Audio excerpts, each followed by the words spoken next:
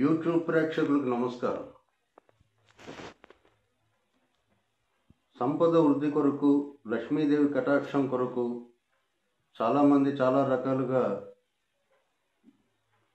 పూజలు, నోములు, వ్రతాలు ఇలాంటివన్నీ చేస్తూ ఉంటారు. కానీ చాలామందికి ఆ అవకాశం కూడా లేకపోవచ్చు. ఆ పూజలు, వ్రతాలు చేసుకునే ఆర్థిక స్తోమత కూడా వాళ్ళకి లేకపోవచ్చు. అలాంటి టైంలో చాలా చిన్న చిన్న ప్రక్రియలు కూడా ఆర్థిక సంపదల్ని, లక్ష్మీ కటాక్షాన్ని తెచ్చిపెడుతూ ఉంటాయి. అదేంటో ఇప్పుడు నేను మీకు తెలియజేస్తాను. అయితే ఇది ముఖ్యంగా జలతత్వ రాశులకి మాత్రమే ఉపయోగపడుతుంది. జలతత్వ రాశులు మనకున్న 12 రాశుల్ని 4 విభాగాలుగా విభజించారు. అందులో భూతత్వ రాశులు, జలతత్వ రాశులు, వాయుతత్వ రాశులు, అగ్నితత్వ రాశులు అని 4 రకాలుగా విభజన చేశారు. ఇందులో జలతత్వ రాశుల్లోకి కర్కాటక రాశి, వృశ్చిక రాశి, మీనరాశుల వాళ్ళు వస్తారు.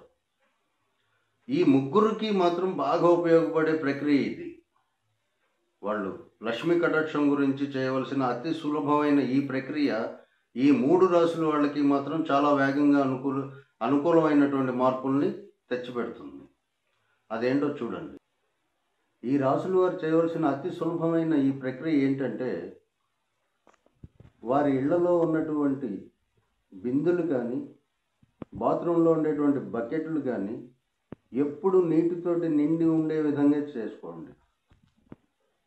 అవి ఎప్పుడు ఖాళీ అయిపోయి ఉండకూడదు. సగం లెవెల్ ఉన్నా కూడా వాటిని మళ్ళీ పూర్తిగా ఉండే విధంగా మీరు ఆ జాగ్రత్తలు పాటించండి.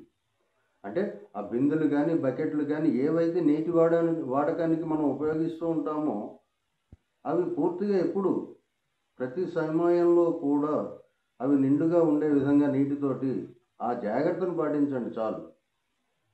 ఇది చేసి చూడండి. మీరు నిత్యము మీరు అభివృద్ధిలోకి వెళ్ళిపోతున్నట్టుగా మీకే గోచరిస్తుంది. అది అనుభవంలోకి వస్తుంది మీకు ఆ అభివృద్ధి అనేది. అంత తొందరగా ఈ రాశుల వారికి ఇది మంచి ప్రక్రియ. అంత తొందరగా దీంట్లో ఆ ఫలితాన్ని మీరు చూస్తారు. కాబట్టి కర్కాటక, వృశ్చిక, మీన రాశుల వారు ఈ ప్రక్రియని అవలంబించి మీరు మంచి అభివృద్ధిలోకి రావాలని కోరుకుంటూ శుభం.